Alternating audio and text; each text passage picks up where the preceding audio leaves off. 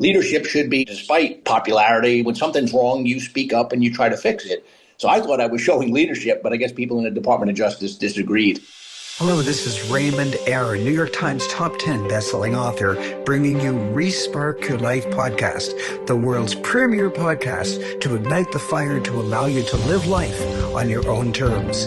Every single Thursday, I bring you a multi-millionaire, world-famous celebrity to teach you about the most fascinating ways in order to live a far better life. Every single Thursday, you just need to subscribe by hitting the subscribe button. I'll see you every Thursday to Respark Your Life. Yes, it's Raymond Aaron with another episode of Respark Your Life, a stealth genius, someone you would never find out about unless you tuned in to my episodes every single Thursday. And who am I bringing you today? Peter Forcelli. He's the author of The Deadly Path, How Operation Fast and Furious and Bad Lawyers Armed Mexican Cartels. He's a retired ATF Deputy Assistant Director and former New York Police Department homicide detective. During his 35-year law enforcement career, he worked his way up from just a beat cop to detective before going on to serve as a special agent for the United States Department of Justice, Bureau of Alcohol, Tobacco, Firearms, and Explosives. Before his retirement, he served as the head of training for the agency. He's also been involved in the exoneration of 8 people who were wrongfully arrested and wrongfully convicted in Bronx, New York, for murders they did not commit. And shockingly, one of them includes a man that he himself helped arrest nearly a quarter of a century earlier, when evidence of that man's innocence surfaced. Mr. Forcelli helped each of those people win their freedom while also identifying and working to help prosecute the actual killers. Wow. Mr. Forcelli is a survivor of the 9/11 terrorist attacks on the World Trade Center and the lung cancer that he later developed because of his work in the rescue and recovery efforts at Ground Zero. He is a recurring guest at the 9/11 Memorial and Museum, and now he is a guest, maybe a recurring guest, who knows, on Respark Your Life. So, Mr. Forcelli, you've had a wild life. There's lots of people who've been in law enforcement for 3 or 4 decades, but you seem to go out of the boundaries. You seem to do that which others don't do. When you were young, I want to go back to where this started. When you were young, were there some signs that your teachers noticed or your parents noticed or your football coach noticed or something that you would be different from other people? Not really. I mean, they knew I always wanted to go into law enforcement. And a lot of that was from being a kid watching police shows on TV and thinking that reality was like television, when it's actually a lot more boring being a police officer than what you see on television. I always was someone who wanted to help others. So I think that stood out. Like, I was never a troublemaker, never got into fights, really. But beyond that, it's just something I always wanted to do. But I don't know if that stood out as much as a child as it did when I took the job. Okay. So you took the job, you got into the flavor of being into law enforcement, helping other people. And one day you realized that you weren't helping other people. You were actually part of wrongfully convicting other people. Now, I was laughing at the absurdity of it, but I certainly wasn't laughing at the horrors that those 8 men underwent. How did you feel the instant you saw the new evidence that showed that they were not guilty? Well, in each of those cases, the only one that I was involved in arresting was a gentleman named Edward Gary, who was arrested for the murder of a retired detective based on the testimony of 2 witnesses. And that was the only evidence that existed at the time. And the interesting part of that was that there was description of another gunman who was never identified. Well, later on, that person was arrested, and the unidentified gunman, and confessed to his role in the murder. Now, this was long after I even left the NYPD. And what had happened is he confessed to federal prosecutors, and federal prosecutors started to look at the homicide and realized someone was arrested and charged in the state. So they reached out to me. And we worked to identify who the actual killer was. And we determined that the two witnesses picked out someone who was a lookalike. So Edward Gary wasn't the shooter. It was someone who looked very much like him, a guy named Stephen Martinez. And once we knew this, because we showed the photo to the person who confessed to the crime, and he admitted he'd never seen Edward Gary before in his life. And it was pretty compelling. Then we found some other people who were also involved in the planning of that murder who also said they never saw Edward Gary in his life. So at this point, I realized that witnesses had picked the wrong person out innocently. They didn't do it, to frame him. The interesting part of that was the prosecutors would not relent. They would not let Edward Gary out. So this turned into a several-year battle to get him out of prison. And the crazy part of it was, in the middle of that battle, as you mentioned in my bio, I came down with lung cancer. And I had already testified at 2 different hearings to try to get Edward out. And it just kept getting kicked down the road. And I was concerned. I had my lung removed, and I was concerned that I would die before the 3rd hearing came about. Finally, at the 3rd hearing, the judge realized that I had enough evidence to prove that Edward Gary was innocent, that he threw out the conviction. Appallingly, the Bronx District Attorney's Office decided to retry him. Oh.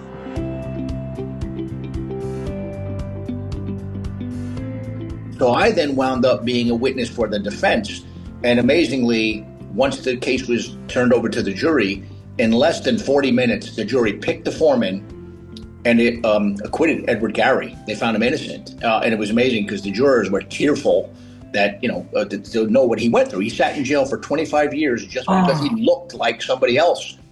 The sad part is, after he was released from prison, prison life does things to you. He came down with a little bit of a drug problem, and he wound up suing the city of New York and the New York State Department of Corrections and winning.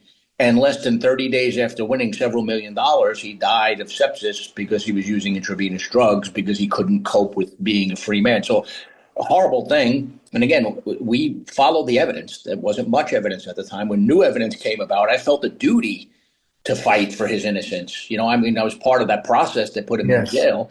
But what blew my mind is how the district attorney's office wanted to keep him in jail, despite overwhelming evidence. And during that case, by the way, again, the second defendant was arrested by federal agents. So when the federal government was working with me to try to get Edward Gary out, the local prosecutors in the Bronx lied to the U.S. Attorney's Office. They lied to the judge. It was appalling to me to see how some offices, I guess prosecutors, they're more concerned about their batting average than they are justice. Now, in the other exonerations, I wasn't involved in the initial arrest, but what happened was I would investigate crimes and have people confess to me about things they were involved in. And when people do that, you don't just take them at face value. You have to go out and corroborate what they're telling you. So in these instances, in one case, we had a guy who told us that he was involved in murdering a cab driver. Well, we went to go try to find that file, and we found out that people had been arrested for that murder, 5 people, in fact.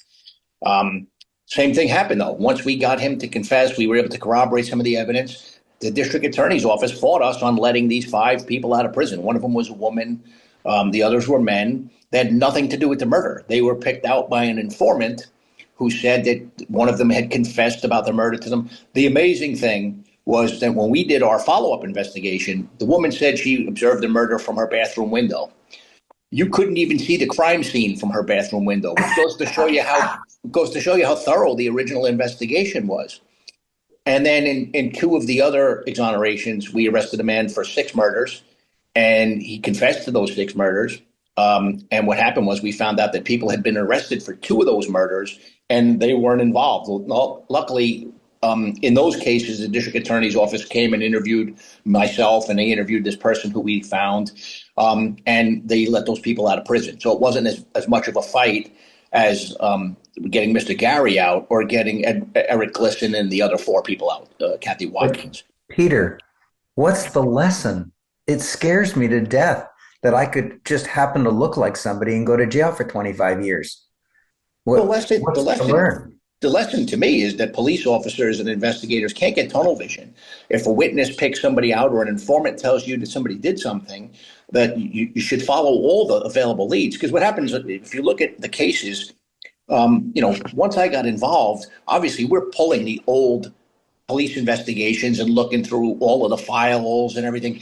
And the sad part is in each of them, there was some indication that someone else might have done it or other names came up. And when you look back, because I did mention, or you mentioned in the biography, that we did prosecute the actual killers in all of these cases. In all of these cases, the actual killer's name came up somewhere during that investigation. Oh. But because of an informant or a witness, the police officers got tunnel vision. And obviously the cases go to a jury too. So, it shows that there's many levels where things need to get better. It's the police officers need to do a more thorough investigation, and sort of the prosecutors, because the prosecutors, they take those cases to trial. And then the sadder part is when there's evidence that someone who's sitting in jail is innocent, prosecutors should take a much more robust posture towards looking at that evidence and being humble and realizing that sometimes the justice system makes mistakes. What I have found in each and every occasion is the prosecutors are the ones that dig in the hardest to keep that innocent person in jail, more so than even the police do. Oh my gosh. Very interesting thing to see. So what you're saying is the district attorney has to clean up its act. My question was, what can I do as an innocent person, never knowing if a minute from now I'm going to be thrown in jail? Get a good lawyer and just make sure that your lawyer is communicating with the police to make sure if there are other directions that they could have gone in, that those leads have been exhausted. Because again, in each one of those cases where the wrong person went to jail, there was some indication as to who the actual killer was. Now, you've dedicated your life to decades of law enforcement and doing it well and being humble and looking at evidence and being kind and wanting to make the world a better place. But weirdly, you're known for one act. Tell us about that interesting act, which is the title of this episode, The Whistleblower. Sure. Well, I was an agent in New York, did a lot of cases involving people misusing firearms, many, many, many cases. And then I promoted from New York, and by that time I had 22 years of law enforcement experience, out to Phoenix, Arizona. And when I got there, almost instantly, what I saw was that the prosecutors there were not very interested in prosecuting people who were trafficking guns to the Mexican cartels. So for about 3 years, my agents would do what police officers do all over the country. They would get information from licensed gun dealers about people trying to smuggle guns. We would stop the cars, of these people. We would get confessions from them. We would seize the firearms, and we would recommend that those people be prosecuted. But more often than not, we would be told, oh, we'll indict it later, or, hey, we're not going to take this case for some excuse or another excuse. So then the same U.S. Attorney's Office, several months into my tenure there, came up with this new policy that if the firearms that are smuggled that have been recovered in Mexico, if we were to identify the people who smuggled them there, they wouldn't prosecute those cases because in their mind, the corpus delicti, the body of the crime, was in Mexico. And they were the only United States Attorney's Office in the country to take that position, which was troubling because there was a lot of firearms trafficking to Mexico that had gone on for years, involving people who were called straw purchasers, which means that someone who goes to buy a gun for someone else, not for themselves. It's illegal. You can't do that. The gun dealers don't necessarily know that because they don't have ESP. They can't read somebody's mind. So many times these guns would be purchased by straw purchasers, handed to a trafficker. The trafficker would then traffic it to Mexico, and it would be found at crime scenes, meaning someone was shot or killed. So that became a problem. And then we also, in one instance, had a gun dealer, like an actual licensed gun dealer who we determined was corrupt. He was allowing firearms to be trafficked to Mexico. He was helping coach traffickers on how to evade ATF and law enforcement. They declined to prosecute that case. Well, after 3 years of that, we tried to take the cases when we could to county prosecutors or state prosecutors, but the U.S. Attorney's Office for my entire time there was not taking these cases, and that was their job. Well, in 2009, Phoenix became the capital of home invasions and kidnappings for the United States, actually for North America, only behind Mexico City. So not a distinction that the city of Phoenix liked. I had some experience investigating home invasion, so my team was kind of retasked. We no longer were to investigate firearms trafficking. We were going to investigate home invasions. And after years of fighting with the U.S. Attorney's Office trying to get them to do their job, to me, that was a welcome change. So, but anyway, a new group was stood up to do what we were doing, which was to try to stem the flow of firearms into Mexico. Now, as I said earlier, we would stop the cars, we would get confessions, we would seize the guns, but very few people went to prison. This new group took a different strategy.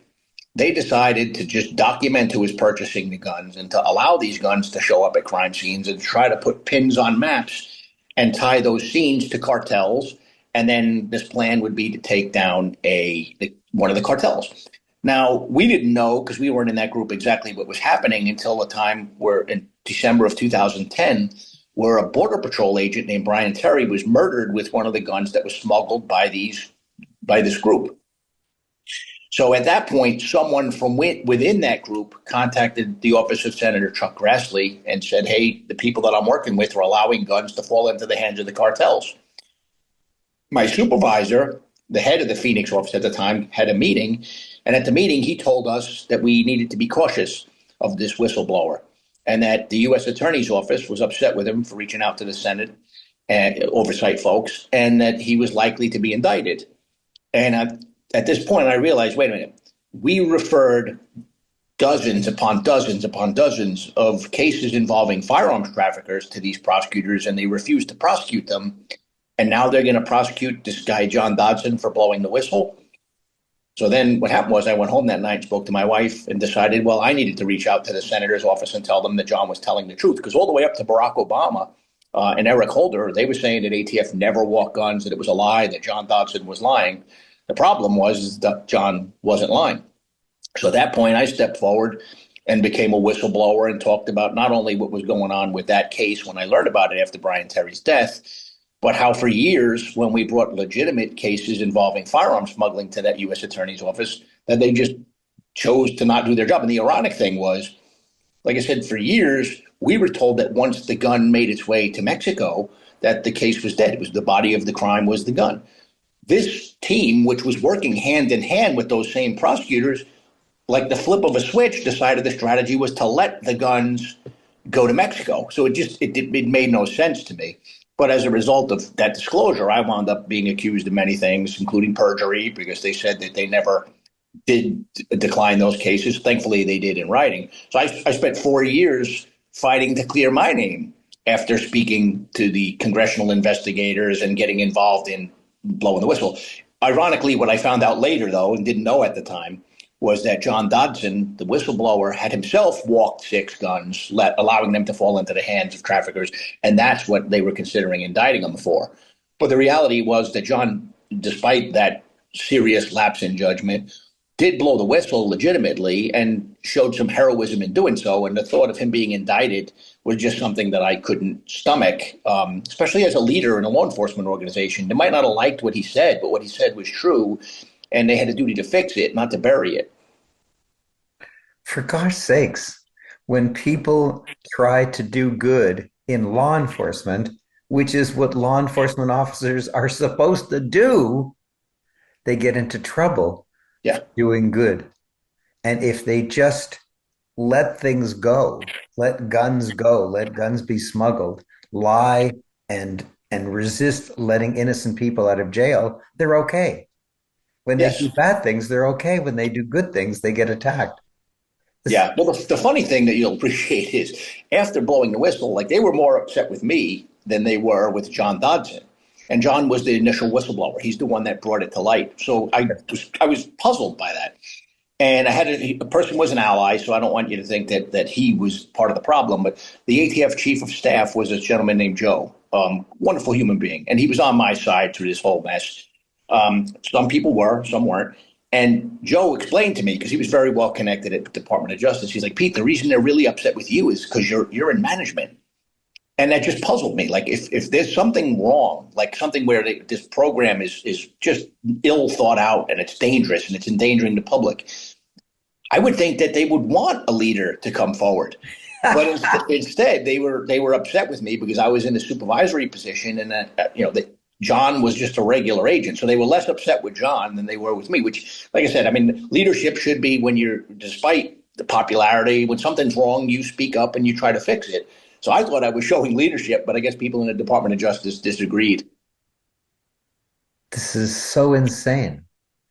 Now, I'm a Canadian, you're an American. Is it, now, this is a horrible question. I don't know how on earth you're going to answer it, but is this deception and deceit and underhandedness in law enforcement, is it an American thing or is it true all around the world in every country?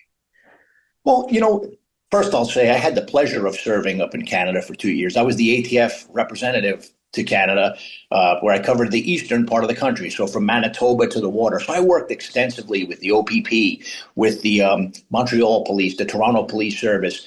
Wonderful people. Our justice systems are very similar. They're not perfect. What I'll say is, I think, again, it not being perfect, it's better than what I've seen in most other parts of the world, other than perhaps the UK, which I think is also very similar to us. I've seen law enforcement. I worked a bit in Mexico. The police down there are very, very corrupt on many levels. And I've similarly in certain South American countries. So are we perfect? No. Is it an American thing? I think the American justice system and American law enforcement certainly can improve, but it's. I think we're fortunate here to have a good system compared to what I've seen in other parts of the world. Okay, I'm going to ask you another very unpleasant question. Yeah. Let's go back to the 8 people who were wrongfully chosen, wrongfully accused, wrongfully convicted, and worse, the DA didn't want to release them. Was it a racial issue? Were all 8 of them black? Edward Gary, the one who I helped arrest, was ironically a mixture of Hispanic and white, and he looked white. He's the same skin tone as myself, in fact. The others were all black or a mixture of black and Hispanic. But the thing that I think is important to realize is that the witnesses who picked them out were also black and Hispanic. So the police at that time were following, like I said, the evidence, and the evidence was eyewitness identification and little else. The thing that I think would have possibly made those cases better, and I don't think it's, like I said, I don't think it was like anybody being framed. It was laziness. Like I said, with the 5 people who were in prison, they took the word of this informant, who was a Latin American woman, without ever bothering to go into her bathroom and see if you could actually see the crime scene from the window that she said she witnessed it from. So she picked people out, swore to it, swore in court. The jury believed her. No one took the time to go and see, could she have actually seen what she saw from where she said she saw it? Wow. Yeah. So I've got another difficult question for you. Uh-huh.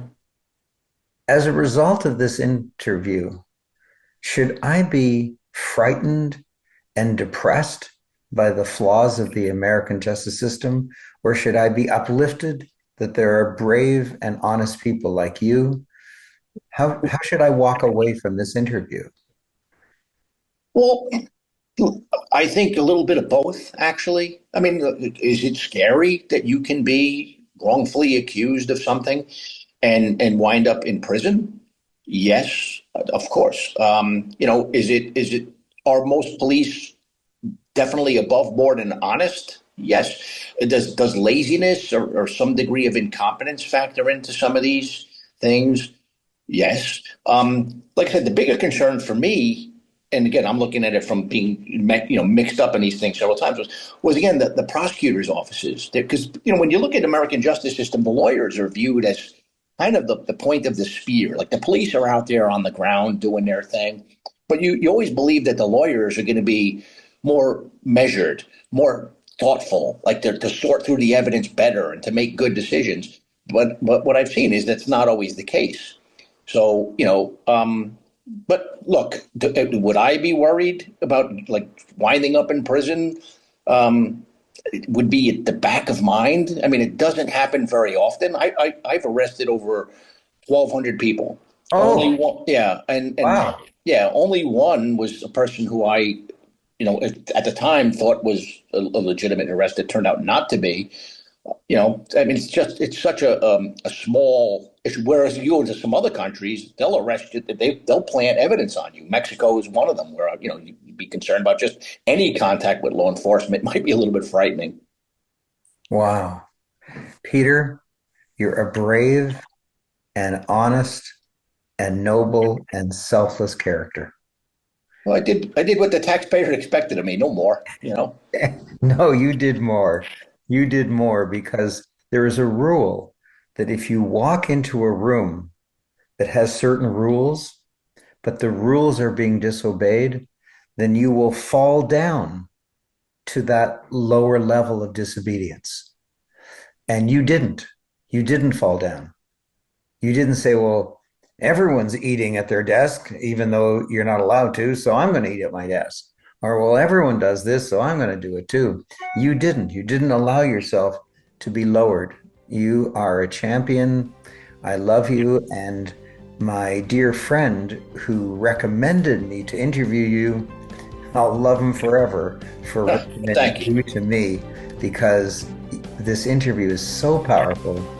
It has the purpose of waking me up, and I'm sure waking up my subscribers. Well, thank you. I hope it does. Yes, yes, yes, indeed. Wow, I sure hope you enjoyed that fascinating episode. Please make sure you've subscribed, and please tell your friends if you like it that they will probably like it as well. For your information, this experience, this service, this podcast has been sponsored by the Orbit Coaching Program. All of my friends, all my world-famous speaker friends, all have coaching programs. Mine has been independently rated as the #1 high-level coaching program. You cannot purchase it. You have to audition for it by me personally. If you're interested, please email me at respark@aaron.com. Respark@AARON. Say that you're interested in being considered for the Orbit Coaching Program and include your cell phone numbers that I personally will call you back.